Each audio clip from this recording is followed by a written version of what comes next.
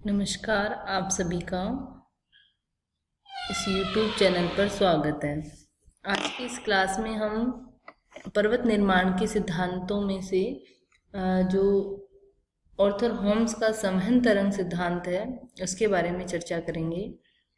पर्वत निर्माण सिद्धांतों के अंतर्गत हमने कोबर महोदय के भूसन्नति सिद्धांत के द्वारा किस तरीके से पर्वतों की उत्पत्ति होती है उसको समझा। उन्होंने जो है पर्वतों की उत्पत्ति के लिए भूसन्नतियों के अंदर जो अवसादन की प्रक्रिया होती है, उस अवसादन के पश्चात जो संचलन होता है, जो क्षैतिज संकुचन होता है, उसके द्वारा जो है वो पर्वतों की उत्पत्ति को समझाया। उसके पश्चात नेक्स्ट वीडियो में हमने प्लेट टेक्टोनिक थ्योरी, जो कि सर्वाधिक मान्य सिद्धांत है, उसकी माध्यम से जो है वो पर्वतों की उत्पत्ति को समझा। किस तरीके से जो प्लेट्स के किनारे हैं उनमें मूवमेंट्स होता है, उनमें हलचल जो होती है, उनकी हलचल से किस तरीके से अभिसारी, अपसारी और जो संरक्षी किनारे हैं, इन संरक्षी किनारों के सहारे पर्वतों की उत्पत्ति कैसे होती है। और उस सिद्धांत में हमने ये भी जाना कि पृथ्वी पर विद्यमान जो पर्वत हैं उन सभी पर्वतों की उत्पत्ति का जो ये सिद्धांत है, ये उनका स्पष्टीकरण जो है वो प्रस्तुत करता है। अब यदि हम बात करें ऑर्थर होम्स का संवहन तरंग सिद्धांत, तो ऑर्थर होम्स जो है इन्होंने जो संवहन तरंग सिद्धांत है इसका जो प्रतिपादन है ये 1928 और 29 में जो किया कि भूपटल की जो आकृतियां हैं, इनकी उत्पत्ति की जो समस्याएं हैं, इनके निराकरण के लिए इन्होंने अपना ये सिद्धांत दिया था। इन्होंने जो ये अपना सिद्धांत है अपनी पुस्तक प्रिंसिपल ऑफ फिजिकल जियोलॉजी में इसका एक संशोधित रूप 1944 में भी प्रस्तुत किया था। आगे चलकर जो ये संवहन तरंग सिद्धांत है, जैसा कि हमने प्लेट टेक्टोनिक थ्योरी में भी बताया था कि जो संवहन तरंग जो सिद्धांत है ये प्लेट टेक्टोनिक थ्योरी का आधार है, तो ये उस सिद्धांत को जो है वो सपोर्ट करता है। पृथ्वी की जो आंतरिक संरचना है, इन्होंने पृथ्वी की आंतरिक संरचना को दो भागों में विभक्त किया है। एक तो जो है ऊपरी मंडल जिसे क्रस्ट कहते हैं, और दूसरा निचले मंडल जिसे सबस्ट्रेटम या अधस्तर कहते हैं। अब यदि हम बात करें कि जो इन्होंने क्रस्ट की जो रचना है वो सियाल से बताई है कि जो स्विस महोदय ने जो वर्गीकरण किया था सियाल सीमा नीफे, उसमें जो सियाल जो परत है उससे जो है क्रस्ट का निर्माण हुआ है, ऐसा जो है होम्स कहते हैं। अधस्तर जो है सबस्ट्रेटम है, इसकी जो रचना है वो सीमा से हुई है। सियाल महासागरों के नीचे नहीं पाई जाती। उन्होंने ये कहा कि जो महासागरों की जो तली है उसके नीचे जो है वो सियाल की उपस्थिति नहीं है, उसके बाद से जो है वो सीमा ही स्थित है। संवहन जो तरंगों की उत्पत्ति जो है उन्होंने बताई कि जो पृथ्वी के आंतरिक भाग में जो रेडियो एक्टिव पदार्थ है इनसे लगातार ऊर्जा का उत्सर्जन होता रहता है।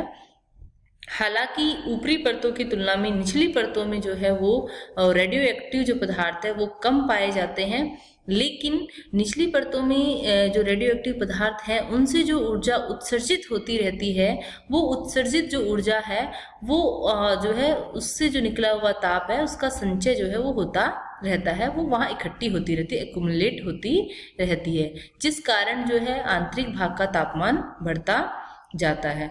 और लगातार जब तापमान बढ़ता रहेगा तो वहाँ पे क्या है कि चट्टानें जो है वो ठोस अवस्था से किस में आ जाएंगी, द्रव अवस्था में, और द्रव अवस्था में भी उसका टेम्परेचर बढ़ने से उनमें संवहन तरंगे उत्पन्न होती हैं। संवहन तरंगे क्या होती हैं, ये उष्मा के उत्सर्जन का या उष्मा के स्थानांतरण का एक तरीका है। उष्मा का जो उत्सर्जन है वो रेडिएशन के माध्यम से होता है, कन्वेंशनल करंट या संवहन तरंगों के माध्यम से होता है, और कंडक्शन की क्रिया के माध्यम से होता है। तो इसमें यदि हम देखें तो संवहन तरंगों में क्या होता है कि जो पदार्थ है वो स्वयं ही गति करके उष्मा का स्थानांतरण करता है। जैसे कोई पदार्थ गर्म होके निचले भाग से ऊपर की ओर आएगा तो ऊपर के ठंडे क्षेत्र को गर्म कर देगा, ऊपर ठंडा होके वो वापस नीचे जाएगा। तो इस तरीके से संवहन तरंगों की उत्पत्ति होती है। तो ये संवहन जो तरंगे हैं वो बढ़े हुए तापमान के कारण आंतरिक भाग में उत्पन्न होंगी, और उत्पन्न होने के पश्चात क्या होता है कि पृथ्वी की प्रपटी के नीचे पहुंचकर जो है इनसे जो है संवहन तरंगे दो स्तंभों के रूप में या दो स्तंभ बनाती है, इनके रूप में ये प्रभावित होती है। एक तो उठते स्तंभ की तरंगे और एक गिरते, जिसे हम आरोही स्तंभ और अवरोही स्तंभ कह सकते हैं। ऊपर उठता हुआ कौन सा हो जाएगा? आरोही स्तंभ। जिस स्थान पर दो संवहन तरंगे अलग अलग होकर एक दूसरे के विपरीत दिशा में प्रभावित होती हैं तथा वहां पर फैलाव व अपसरण होने से तनाव की स्थिति उत्पन्न होगी। आगे हम डायग्राम में देख लेते हैं। ऊपर उठता हुआ स्तंभ असेंडिंग ऑर्डर, आरोही क्रम।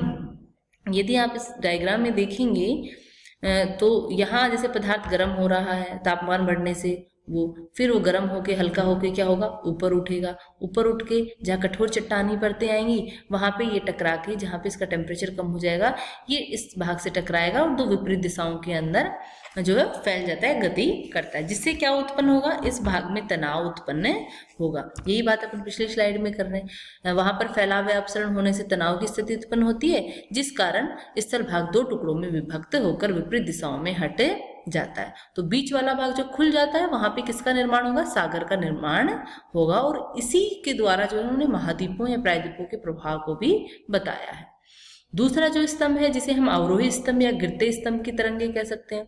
जिस स्थान पर दो केंद्रों से ऊपर उठने वाली जो संवहन तरंगे हैं पृथ्वी की पपड़ी के नीचे मुड़कर क्षैतिज रूप में प्रभावित होकर एक दूसरे से मिलती है, मतलब उनमें अभिसरण होता है, इससे दबाव की शक्ति उत्पन्न होती है और धरातल पर अवतरण और धसाव होने से भूसन्नतियों का निर्माण होता है। यहाँ देखो, अब जैसे दो स्तंभ हैं, एक स्तंभ इधर से उठ रहा था, अब ये एक दूसरे की ओर जाएंगे, जहां पर ये मिलेंगी तो वहां पर वो टकरा के नीचे की ओर जाएंगे, उनमें डिसेंडिंग ऑर्डर होगा। तो यहाँ पे क्या हो रहा है? ये एक इधर से पदार्थ आ रहा है, इधर से तरंग आ रही है, ये तरंग इधर से आ रही है, इन दोनों के मध्य क्या होगा? अभिसरण की स्थिति या दबाव की स्थिति उत्पन्न होगी, और उससे क्या होगा? अवतरण के कारण कुछ भाग ऊपर उठ जाएगा, कुछ नीचे धस जाएगा, और धसे हुए भाग के अंदर जो है वो भूसन्नतियों का निर्माण होता है।